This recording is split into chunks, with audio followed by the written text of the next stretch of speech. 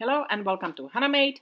I made this large gnome and I'm super excited and I would like to show you how I made it. So I used an old flower pot, two of them actually, and a glue gun. Then old sweaters, some kind of plush material that I had, sewing supplies, Santa Claus hat and wooden bead for the nose. You also need few tools, scissors and glue gun.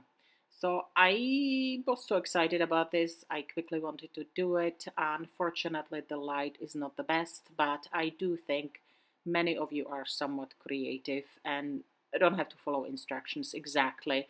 Plus, this is kind of a flexible project, but I do want to show you just the idea and take you a little bit through the process.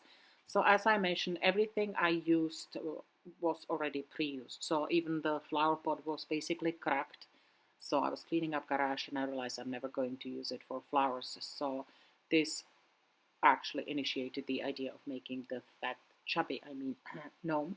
So I like to use glue gun because it glues everything super fast, even though it stinks little and usually I don't use it inside. However, it was dark and cold and I just wanted to make a freaking gnome, so I didn't have time to be health cautious here. But I do want to give you a heads up that glue gun can stink, especially if you are gluing plastic together, right? So the base of the gnome is the larger pot, and then I use smaller one for the head. I chop it off a little bit. I think you can see it. I think I cut off maybe 2 inches. So it's somewhat important to play with the different flower pots and see how it will fit and how the clothing will look together. But I do think you can be pretty flexible, really. So I glued down an old sweater to make a base of the body, then another flower pot on the top. Then just to make sure I secured it, because I don't trust the glue gun, I attached another string all the way around so it stays together. You can use duct tape as well or any type of tape. It will work well. Sorry about the darkness and just, I don't know, weird angle, but I think you get the idea, right? So I wrapped the basic pot in an old sweater. I attached another smaller pot for the head. That's it. So once I had the body sweater part secured, I played with the fur. So I had fake fur that I had from another project, which is great for the beard. By the way, some people actually sometimes complain about the beards not having, the gnomes not having a um, eyes, but I think it's okay. It really looks like the head is stuck right into their eyes, and um, meaning that the head is too big for them, right? So they are like little kids who are trying adults' heads. I kind of like it. Plus, the eyes may creep me out. So this is the beard. It was very simple, right?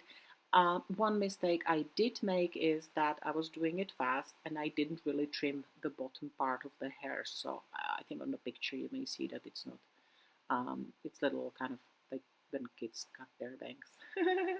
So, and that was it. I attached the fur on a few different places. Made sure I secured it on the top. And then with large sewing needle and yarn in it, I attached the large wooden bead that is a nose, or future nose at this point.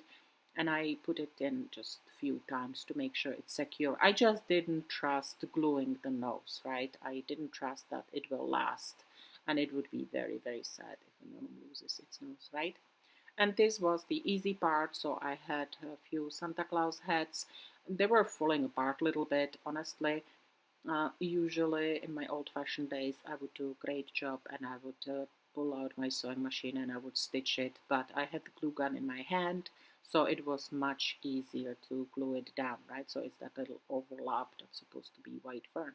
And now you already see the gnome coming alive, right? So I put it, um, put the head on the top, and I kind of secured it with the glue gun all the way around. It's nice if you pay attention and you're a little bit careful so it looks decent. I always do make sure that you don't see the glue, right? Ta-da! That's it. That's the guy. So one of them is ready. I'm going to make another one. By the way, so it is a hollow flower pot, right? That's upside down. I'm going to stick 4 bricks underneath so it's nice and secure. By the way, depending where you leave it, it may get a little gray, right? I wouldn't leave it in the garden. I will keep mine on the porch. So this is the final product. I'm quite happy, quite pleased. I can see how they can be improved, but I love the idea that I upcycled all the materials. So I hope you enjoyed this idea as well. If you want to check out more of my genius ideas, check out my Facebook or Instagram. Thank you for watching, Handmade.